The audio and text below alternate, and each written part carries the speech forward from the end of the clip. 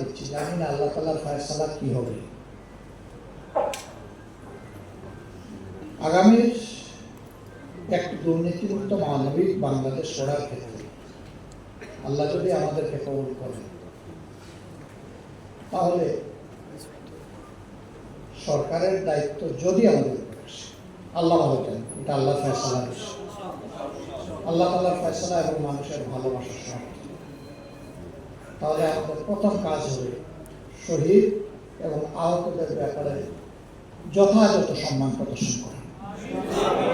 এটা মুখের শুকনা কথায় চিড়া বিজানো। তারা কেউ এই যুদ্ধের ময়দানে যাননি সরকার থেকে কোনো আর্থিক আনুকূল্য পাওয়ার জন্য, তারা গিয়েছেন জাতিকে মুক্ত করার জন্য। যারা জীবনের কোনো চাহিদা ছাড়াই এইরকম গিয়েছেন, তাদের ব্যাপারে এত হিসাব নিকাশ আর কিসে? রাষ্ট্রীয় ট্রেজারের হাত তাদের দিকে যাচ্ছে না কেন? একদিকে বিভিন্ন বাজেট পাশ হয়, এর আগে এই বাজেট কেন পাশ হলো না? আল্লাহ যদি সুযোগ দেন, আমরা কোথায় নয় বাস্তবে প্রমাণ করার চেষ্টা করবো। সরকারি হাসপাতালে গেলে মিনিমাম চাহিদা পূরণ করা হয় না, আবার সেখানে বহু ধরনের অনিয়ম এবং কারসাজি আছে। অনাদরে, অবহেলায়, অযত্নে এবং অপুষ্টিতে যে সন্তান বেড়ে উঠে, সেই সন্তানের বেঁচে থাকাই যেখানে ছেড়ে দিচ্ছে, তার শিক্ষাটা দিবে কে? ফলে সে শিক্ষার আলো থেকে থাকে বঞ্চিত। একটা সময় অপরাধ জগতের ডন যারা, এদের কুনজর পড়ে এদের, তখন এদেরকে টানে, এদেরকে প্রথমে মাদক বহনকারী বানায়, তারপরে সেবনকারী বানায়, তারপরে বিক্রেতা বানায়, এরপরে জমি দখলকারী বানায়, এরপরে একটা সময় তারাতে অস্ত্র তুলে দেয়।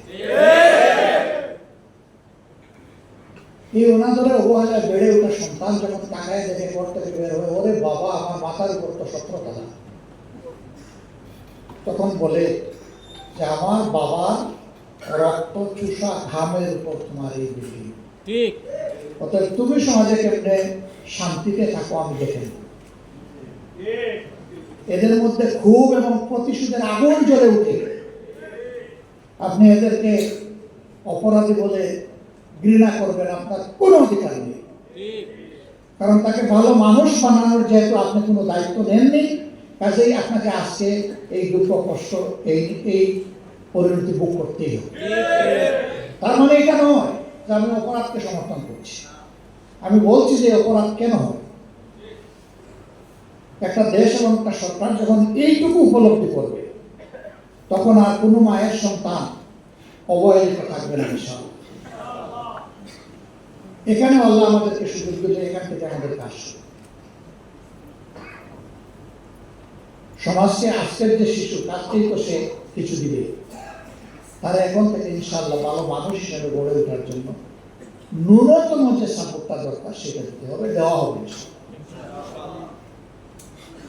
চা বাগানের শ্রমিক, সিলেট তো চা বাগান সমৃদ্ধ এলাকা, আমি তাদের সাথে বসেছি। এদের আসলে মুখের দিকে তাকানোই যায় না। এরা কি মানুষ নয়? তাদের কি সম্মানজনকভাবে বেঁচে থাকার কোনো অধিকার নেই? অবশ্যই আছে। কিন্তু যখন তারা তাদের ন্যায্য দাবিতে কোনো কিছু করে বলে, আন্দোলন করে, সরকার তখন পুলিশ দিয়ে সাহায্য করে আর তাদেরকে মালিকের উপরে চাপায় দেয়। এরা কি মালিকের নাগরিক না এই দেশের নাগরিক?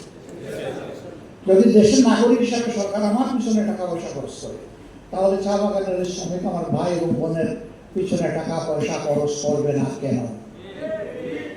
তাকে শুধু মালিকের দিকে ঠেলে দেওয়া হবে কেন? এইভাবে মালিকের দিকে ঠেলে দিলে তো তারও সেই সাম্রাজ্য ভেঙে পড়বে, সে তো সামাল দিতে পারবে না। আমাদের চা শিল্প এই জন্য এখন রুগ্ন শিল্পে পরিণত হয়েছে। অথচ স্বাধীনতা পূর্ব বাংলাদেশে এটি ছিল আমাদের প্রধান রপ্তানি পণ্য। আজকে কেন এই অবস্থা হল? এই অবস্থা হয়েছে ওই সমস্ত যন্ত্রণাগুলো মিলে এবং দায়িত্বহীন সরকারি অব্যবস্থাপনা। পৃষ্ঠপোষকতা নাই, ব্র্যান্ডিং এর কোনো চিন্তা নাই, এটাকে জাগিয়ে তোলার, সামনে এগিয়ে নেওয়ার কোনো চিন্তা নেই। সমাজের প্রত্যেকটা সেক্টর এইভাবে তছনছ হয়ে আছে। বৈদেশিক সম্পর্কের ব্যাপারে আমাদের কথা একদম সাফ। আমরা কোথাও একেবারে বাস্তবিক অর্থে ইন্ডিড আমরা কারো কোনো প্রভুত্ব মানব না। প্রভু আমাদের একজনই, আল্লাহ সুবহানাহু ওয়া তাআলা। এমনকি কারো বড় ভাইগিরিও আমরা মানব না। আমরা দেশ ছোট না বড় এটি চিন্তা করি না। এটি একটি স্বাধীন দেশ, 18 কোটি মানুষের দেশ। এই দেশ সমমর্যাদার ভিত্তিতে সবার সাথে সুসম্পর্ক গড়ে তুলবে ইনশাআল্লাহ। দৈনিক বাংলাদেশ মিডিয়া, সত্যের সন্ধানে সারাক্ষণ।